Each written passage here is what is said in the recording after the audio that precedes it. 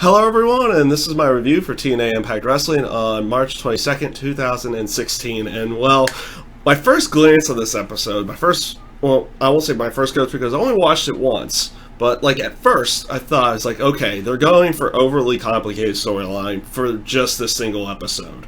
But in the end of everything, they kind of made everything work in the end.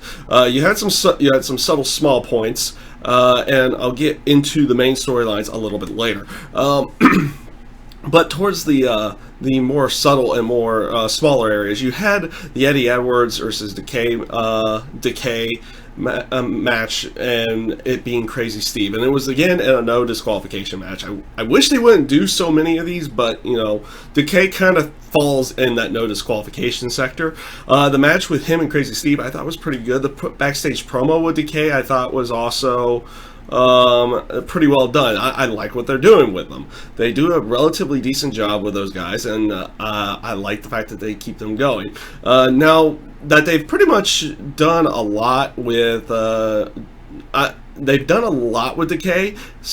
In this case, of them going over and getting one over on Eddie Edwards or the Wolves or Beer Money in certain cases. Now, it's all right with the aspect that Eddie Edwards goes over with one. Though I never do like the aspect of, let's say, a roll-up finishing a no disqualification match. It just doesn't seem right for a no disqualification match. It should be like an object shot or something. It just feels weird when a roll-up wins. And that's like the only complaint I have about the match. Otherwise, alright. And they're continuing on with this Decay and Eddie Edwards side.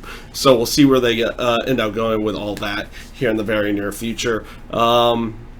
The Beer Money Open Challenge Invitational for the tag team titles, pretty much all they could get was the bromance, because you're looking for tag team champions, former tag team champions, and people they could put together. So they kind of took Jesse away from this whole Eli Drake thing and put him back with Robbie E for at least a night.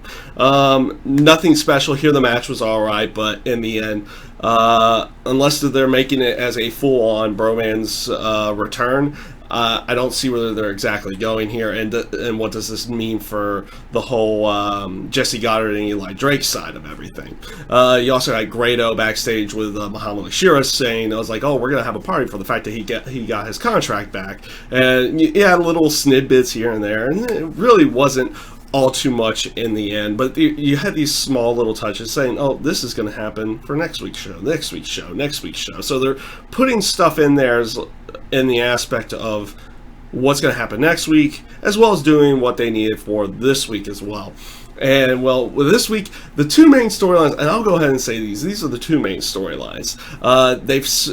The whole Maria and Gail Kim storyline with the knockouts. First of all, I actually liked where they went with this. So you go off the aspect is like, okay, someone's got a shot at the championship. Why are they giving it up? That was what Maria does. She comes out there and cuts a promo and basically gives up her title opportunity to one of the Dollhouse members, whoever wins the triple threat. So why do you do that? Well, that's been the character. She's been trying to gain control of the Knockouts division without actually having a match, or without actually getting physical inside of the ring. And they've done a good job with that, and this is another good way of doing that. And you have her on commentary. It's like, oh, I'll mentor this person. It's like, I'm just a businesswoman. I'm not an actual fighter or anything like that. So she's going to mentor like one of the people of the Dollhouse, says how much potential they have. Now, as for the match with well, I'll get to the match in a moment, but it's a good contrast with the storyline that they're going with. You got Gail Kim, who's the wrestler, the fighter, the champion, and everything like that. You have Maria, who's trying to be a more businesswoman, trying to stay away from the physical aspects of it as much as possible. And then, of course, she has her also dealings with Mike Bennett as well. So she has two separate areas where she's out there with Mike Bennett in general, and call him the Miracle and everything like that, but then you also have her dealings with the Knockouts, and you have the two polar opposites. You have Maria on one side, you have Gail Kim on the other, so it's relatively good here. Now on to the triple threat match with the Dollhouse. Wasn't all that great. As a match itself, it wasn't all that good. it did what it needed to do, which was put Jade over in the end, because obviously if you've seen those three individually wrestle, Jade's probably the better one. But the one downside to that is, like, okay, it looks like you're getting rid of the dollhouse. You were kind of hoping for Jade to become a more individual character versus her teaming up with Maria now, is what it looks like. So we'll see where they go with everything here. But now that you're going to continue on having these another match with Gail Kim and Jade at some point in time, and that's not a bad thing there either. So a relatively okay segment there. I thought they did a really good job. I thought they did a really good job with setting all that up and basically keeping everybody to character as much as possible. So this brings me to the world title situation. They started at the beginning of the show. You have what you would expect from a babyface type champion. It's like, I'm going to be the fighting champion and everything. And like I said, the way that Drew Galloway does it, he's really good at that face character, which is very rare to say. Not too many people are actually good at the babyface. But the way he comes off, it seems genuine. It comes off really well, and he can play the character. And so he plays that baby face, I'm going to fight anybody, anytime, anywhere type feel. And it fits Drew Galloway. So, of course, he gets interrupted by basically everybody that was involved in last week's main event. Which, that was where I thought their initial issue was. And like I said, it turns out to be pretty decent in the end, because they do tie up other loose ends and other storylines to it within the match. But they could have gone the simple route. I won't say the easy route, the simple route in this one. The simple route would have been Matt Hardy gets his rematch and him and Drew Galloway fight, whether it had been this week or next week. And then they could have done the gauntlet thing, which is what they did tonight, a little bit later. But this time, they decided to go with the gauntlet aspect really early in setting up a number one contender for Drew Galloway. So you have Matt Hardy who interrupts, Jeff Hardy who interrupts, EC3. So the initial main event from last week are the first ones that interrupt. I like that. I like that because they were the ones in the title match, which then brings out Eric Young and Bram, and eventually Mike Bennett, who, if you're going to throw a gauntlet out of nowhere in here, you have to put Mike Bennett in there because of the aspect that he beat Drew Galloway. You keep that consistency in there. And in the end, like I said, they could have gone the simple route here. They decided to go this route. I was not liking it initially. And then you have Bobby Lashley talking backstage with Dixie Carr's like, Dixie's like, you made a lot of enemies real quick, but if you want this, you got it type thing. So you don't know exactly what he gets in there. But then you also have all the other vignettes backstage with like Eric Young and Bram and Matt Hardy and Spud and Tyrus and EC3 and Jeff Hardy, and you have those aspects in there of it being like them picking the numbers and everything like that. And it's hilarious how no one else gives a reaction with the exception of Matt Hardy.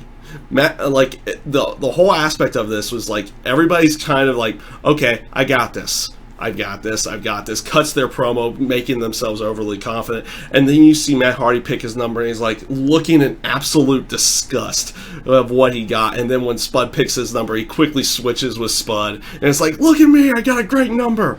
It was a nice little touch to it. Also, you have Eric Young, like, continually, they're trying to portray him going off into this crazy stage and, quote unquote, seeing things, where he's seeing Willow around. I'm really hoping this is not a return of Willow. I'm hoping this is just a thing that they do for backstage segments to kind of portray the craziness character for a little while. And it's not an actual return to the full Willow character for Jeff Hardy. At least that's what I'm hoping for. So later on, right before the gauntlet match, you find out what Bobby Lashley was getting, which was into the gauntlet match itself. And he comes out there and interrupts Drew Galloway and cuts a promo on him. and this eventually starts the match. First of all, I liked how they set up everything right off the bat. It's like 3 people that EC3 were going at, like EC3's there, and then you have 3 people that were kind of going after him, like Michael Bennett from last week, Spud from all the stuff beforehand, and Bobby Lashley because of the interruption during the beatdown that Bobby Lashley was doing. So relatively good start here and everything. And like I said, my initial feelings were, this is a little bit overly complicated. Why didn't they go with a simple route? Well, they tied up a good chunk of everything in this match. The only thing that they didn't do in this match was the whole aspect of the Matt Hardy brand with Tyrus and Rockstar Spud. They're in the match, but they're eliminated before Matt even gets out there. So technically, while he's out there, Matt Hardy's completely on his own in every sense, which is a refreshing way, because whenever you see a group go into a match, usually they team up and they eliminate some people before getting eliminated at the end and everything like that. So it's a little bit refreshing to see it that way, though almost in a way it's like, I wonder why they didn't do that to begin with. They didn't do that to begin with. They could have built some tension up into the match, but no, pretty much just a straight up match. It ends up being a straight up match in the end, which is not bad either. But the other things that they tied up in there was, okay, Lashley's there. Why is he necessarily there?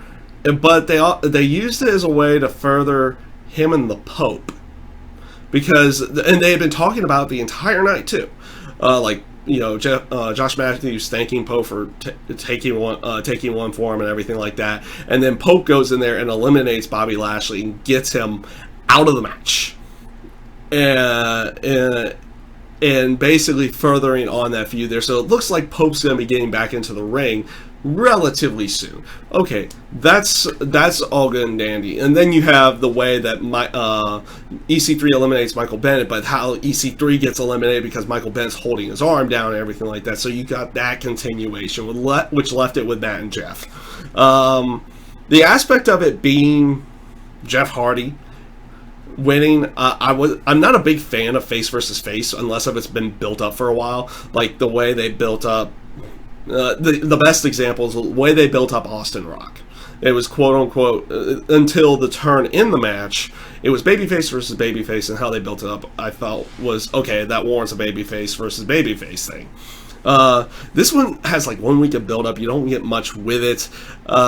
You kind of know where they're probably going to end up going with it. Like, this match might get ruined in the end or something like that, just to further on a thing with Matt Hardy. And then of course you also have Tyrus, who technically still has a world title shot whenever he really wants it, with him winning the Bound for Gold thing way back in October. So you have that's still there to go along with it. So I'm not a big fan of the aspect of it being Jeff winning winning this one and becoming #1 contender, because you kind of know where they're going to go with it. Though it's also a way of prolonging the feud with Drew Galloway and Matt Hardy. But also, technically, the whole thing with Drew Galloway and Michael Bennett's not over with, though Michael Bennett also has this thing with EC3. It looks like he's going to be over here for a little bit doing that. So it's going to be interesting to see where they go. They do kind of got it webbed up in a lot of different ways. We'll see how they get themselves, they get out of this and like make each storyline straightforward, and see if they still have like interactions with Drew Galloway and Michael Bennett in some way, shape, or form, because that feud can't just end with a mixed tag in there. And also, how maybe are they going to potentially do something with EC3 and Bobby Lashley because of what happened at the end of the Kurt Angle thing. And we'll see where they go with everything. Overall, I felt like they did a relatively good job in the final match of tying everything up. It looked overly complicated initially, and then it was like, okay, this is doing this storyline, now we're going to branch off here and branch off over here. So they did a relatively good job there, and it came off all right in the end. So overall, this week's Impact, not a bad show. It wasn't bad. In-ring action was kind of lacking, but Overall, and that's a first. That's I won't say a first, but one of the rare times that you even say that about TNA is that their in-ring was lacking. This week's Impact wasn't all that decent in the ring, but it is what it is. I think they did a decent job with the storytelling with what they had, and we'll see where they go from here. So that is my review for TNA Impact Wrestling, and I thank you guys for watching.